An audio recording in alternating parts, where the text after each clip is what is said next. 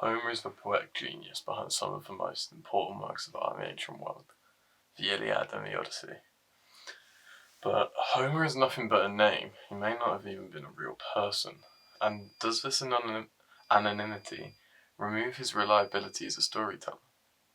Why does the exhibit say myth and reality when it would extend over 5 to 7 centuries between the war happening and Homer being born?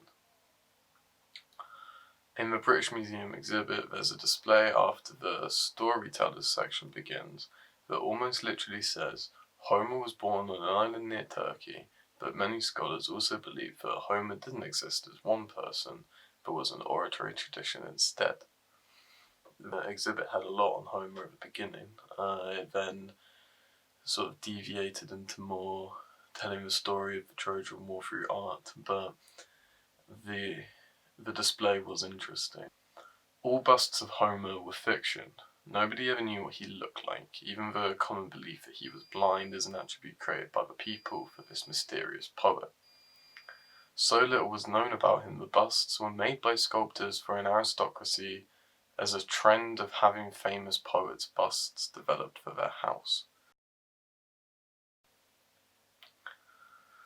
So many people believe that Homer was a blind poet with this bust representing him.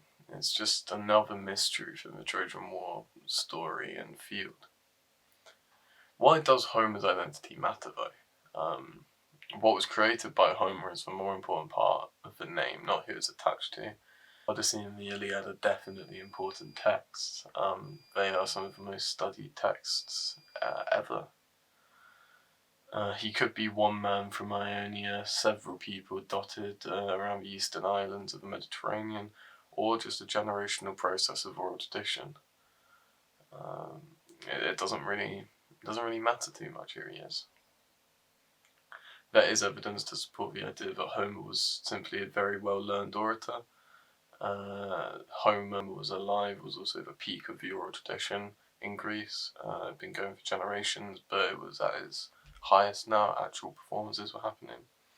It could have been a pen name used by performers for whatever reason, or it could have simply just been a lost to time tradition we were unaware of.